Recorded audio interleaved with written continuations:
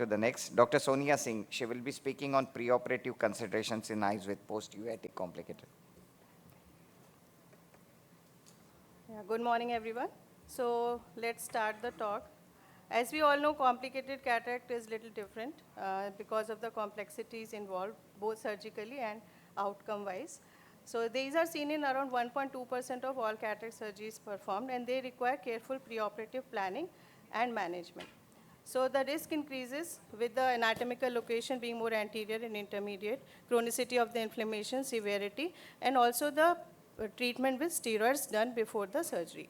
Few of the conditions like Fuchs, Posner-Schwarzman, and idiopathic uveitis, HLA-B27, they are associated usually with a good prognosis, while posterior segment involving uveitis entities are associated with poor visual outcomes.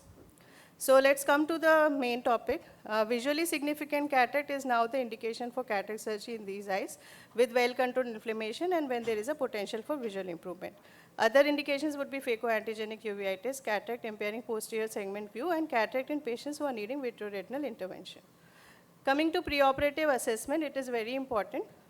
So the golden rule is the 3-month rule of quiescence before the cataract surgery, and time and again many studies have confirmed the same, that eyes which have controlled inflammation for 3 months before the surgery have a good outcome. Exceptions to this rule do exist, like Fuchs heterochromic iridocyclitis, which is a favorable uveitic condition. Then lens-induced uveitis, inadequate visualization of the posterior segment, and in children where there is a risk of amblyopia. Anterior segment examination should include a corneal assessment for any band keratopathy, scarring, thinning, neovascularization, anterior chamber examination for synechia, poor mydriasis, iris atrophy, angle closure, neovascularization, intraocular pressure for presence of glaucoma or hypotony, and status of the lens zonules and capsule. Fundus examination should include a proper documentation of the macular status for any scar, epiretinal membrane, CME, any optic nerve head cupping or atrophy. Now, essential imaging studies which should be done in any cataract surgery after a uveitis should include a specular microscopy, because these eyes may be associated with endothelial cell density loss and dropout. And we should try to minimize the trauma to the endothelium in these eyes using OVDs, low phacoenergy, and careful pupil management. A baseline OCT should be performed in all the eyes to document the status of the macula. Sometimes it may help us to plan the surgery better, like when there is a CME, we should try to control it before the surgery, intensify the topical treatment. CVS, CRM may need a combined or a staged procedure, and macular atrophy or ischemia need to be explained to the patient. OCT also helps us to distinguish between active and chronic disease. Activity signs like intraretinal cyst, retinal thickening, subretinal fluid or hyperreflective dots, and signs of chronic damage like ellipsoid dysfunction, thinning, and scarring. OCT RNFL analysis and visual field analysis should be performed whenever we see a optic nerve involvement because of glaucoma or previous optic neuropathy. B-scan ultrasonography when there is a poor visualization of the fundus to rule out retinal detachment, vitritis, choroidal involvement. Even you can pick up macular edema and VMT and optic nerve head cupping in these eyes. UBM should be done whenever there is a distortion of the anterior segment anatomy or there is a hypotony. Coming to pre-op medication, it is moving on its own. The slides are moving on. Audiovisual. The slides are moving on its own. Okay, now what? Acha, time laga. Pre-op steroid prophylaxis in the form of topical steroids, oral steroid, periocular, or intravenous steroid should be considered. There are a lot of studies which have documented in a well-controlled uveitis. There is sometimes the outcome does not differ even if you start or don't start preoperative steroid, but most of the surgeons believe that it should be started. So low-risk cases like mild anterior uveitis or a well-controlled uveitis can be started on topical prednisolone 1 week or 2 weeks prior to the surgery. In moderate risk eyes like posterior involvement, history of CME or recurrent uveitis, topical prednisolone can be accompanied by oral prednisolone, which can be started a week prior and tapered over 4 to 6 weeks. If the patient is on immunosuppressant, then it should be continued. In high-risk eyes like VKH, Behçet's or sympathetic ophthalmitis, we can consider IV methyl prednisolone single pulse dose given 24 to 48 hours prior to the surgery, and then continue with oral taper. we can consider periocular and intravitreal steroids in eyes which have non-infective uveitis or unilateral uveitis, or in patients who have risk of steroid-related side effects. Patients who are on immunosuppression, they should have an immunologist consultation before the surgery to make that the systemically they are controlled, and they may need systemic steroid adjustment and enhanced prophylaxis before the surgery. Viral uveitis needs a special mention because there is a 40% risk of recurrence of uveitis in these eyes after cataract surgery. So there is a very nice recommendation article or review articles published in Survey of Ophthalmology where they have laid down guidelines for oral prophylaxis before intraocular surgery. So according to this, patients who are on maintenance dose already should continue on that. Patients who are not should be initiated with a loading dose of acyclovir 400 milligram 5 times a day or an equivalent of valacyclovir.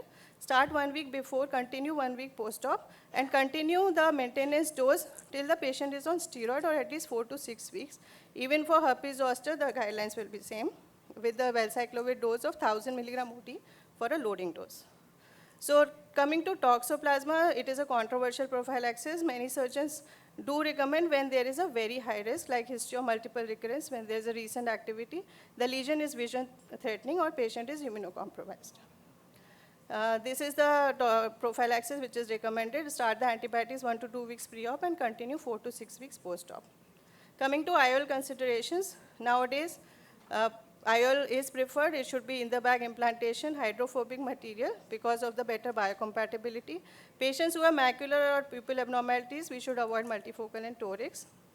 The best choice would be a single-piece square-edge hydrophobic IOL with in-the-bag placement. Try to avoid silicone IOLs, hydrophilic, PMMA, AC IOL, and iris-fixated IOL because of risk of increase in inflammation.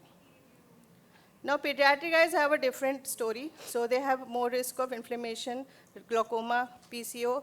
But because of modern techniques in the surgery, better immunomodulators available, and better understanding of the disease, we can recommend IOL insertion in children who are more than 2 years, especially if there is a risk of amblyopia.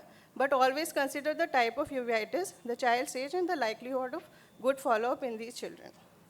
These are certain things we should have a standby whenever we are doing a cataract surgery in uveitis eyes. I think we have a talk for that. Patient counseling is also one of the very important factor. Always explain the patient about the visual prognosis, set the expectations right, explain them about the surgical complexity and the long follow-up needed in these eyes. Thank you very much. Excellent talk, ma'am. I have a question that regarding viral cataract post-viral infections. Most of the patients come once it is healed. It's a stromal healed keratitis or simple corneal opacity, which you probably don't know. And once you don't take care of the virus in them and operate, you are bound to have postoperative inflammations.